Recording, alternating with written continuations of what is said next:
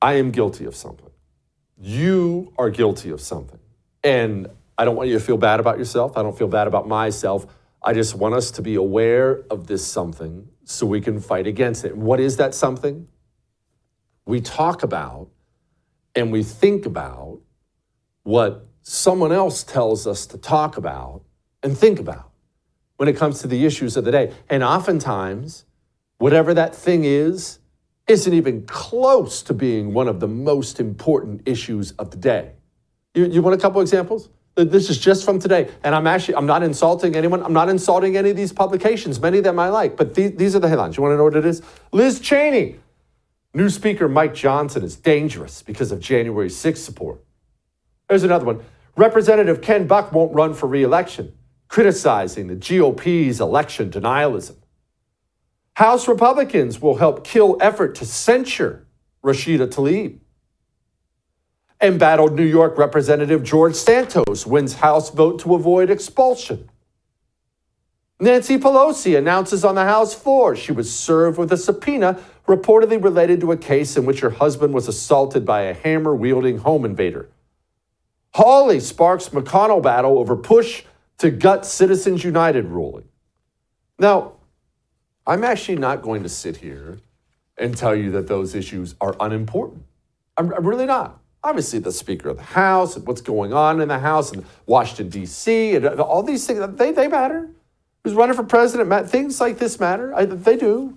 But there are so many gigantic battles, not only that we should be fighting, battles we can be winning, but because they go right by us and we never talk about them, we focus on these huge things that, frankly, you, me, can't do much about. Can you do much about Mitch McConnell and Josh Hawley's little peeing match in the Senate? Can you do anything about Nancy Pelosi and Paul Hammerpants? Can you do anything about any of these things? No, not really much. But if you live in Ohio, my goodness, do you have a much more important battle on your hands? How many people watching right now? And you heard me lament this earlier about the Texas election. I think it was last night's show where I was talking about how I voted in the Texas election. We have important elections going on right now and nobody's voting. If you live in Ohio, how many people watching me right now? They have a Trump bumper sticker or a DeSantis bumper sticker, and they talk about Republicans. Yes, I love this country. Go America. How many of them are going to go out and be actually pro-lifers at the ballot box? Because that battle's happening, and it's happening right now, and the forces of evil intend to win it. Forces of evil like this pastor. As a pastor, I've counseled families on the most important personal decisions, even abortion. Abortion is a private family decision. Government needs to stay out of family decision-making. That's what issue 1 is all about. It gives families the freedom to make their own decisions without judgment and without the government getting involved. Vote yes. Yeah. Judgment Day is going to be harder for some than others. Just put it out there. Joining me now, Abby Johnson, former Planned Parenthood director, and now maybe the premier pro-life advocate in the country. I love Abby Johnson. Abby, first of all, let's set aside that demon masquerading as a pastor for a moment. What's happening in Ohio? Why should people get involved? Yeah, so what's happening in Ohio is really important because I believe that this is going to set the stage for the rest of the country. What's happening in Ohio will eventually spread all across America. So right now, this is not just, a bill that's going to be passed. This is not just some statutory language that's going to go in a bill. This is a constitutional amendment that Ohio is voting on. So people need to understand that. If this goes through, this changes their state constitution. Okay, so that means it cannot just be undone by the legislature later. This is a very serious vote. So people need to be aware of that. This is the most serious change you can make to your state is changing the state constitution. So basically, what this does is it makes abortion a constitutional right in the state of Ohio. And there's a few things to note in the language. It's incredibly vague. Okay, Of course. That's exactly why. That's exactly how I know that somebody from the pro-abortion movement wrote this bill, because this is how we wrote bills. So when I was at Planned Parenthood, you intentionally write them vague so that there's no timeline, right? Because they want to be able to commit abortions through all 9 months of pregnancy. And you'll see that when you look at the amendment, there's no gestational minimum or maximum, okay? The other thing that you'll notice if you look at the amendment, and one place that people should go where you can actually see what is written in the bill, the amendment, you can see the text, you can go to seethelanguage.com, and you can see everything is written up there. You can see what all of this means. The first thing I noticed, though, Jesse, when I looked at the amendment, was that the language is genderless. Okay, this is a bill particularly about abortion, but it is genderless.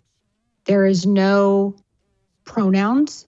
There's no she, her, or him pronouns.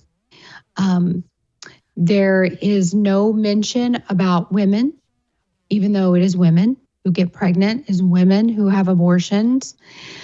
There is no mention of gender. Why? Because this is also an amendment to open up gender transition surgery without parental consent, taxpayer funded. People need to understand why this bill is so vague, why it's so ambiguous, because it sets the state up to transition children, for children to have abortions, all without their parents' knowledge, all with the citizens of Ohio paying for these surgeries. Good freaking grief. Abby, okay, Ohio is a red state now. It's not even a purple state anymore. It's a red state now. How is this even an option? What happened? Well, the pro-abortion movement has a lot of money, and they are not scared to lie. Okay. So one of the things that happened, I have a staff member that lives in Ohio. She sends me this commercial, okay, of this couple who, they put out this commercial. This pro-abortion group puts out this commercial with this couple. Their baby had a fetal abnormality, and the commercial states that this couple was unable to terminate her pregnancy in the state of Ohio. So she had to go across state lines to get an abortion. Now, when I first saw the commercial, I was like, that's a lie. Because currently in the state of Ohio, there is exemptions for women who are in a life-threatening condition, which she said that her life was on the line. So if her life was on the line, then she would have been able to have an abortion in the state of Ohio. So either she's lying or her life wasn't on the line. Okay. The second thing she said was that it was so expensive that she had to pay all this money and that Planned Parenthood had to help her fund her abortion. Well, what we found out was that this woman was a state employee. She's a state employee. So that means she was on the state insurance, and the state insurance will pay for an abortion. So there was no reason that her abortion wouldn't have been covered.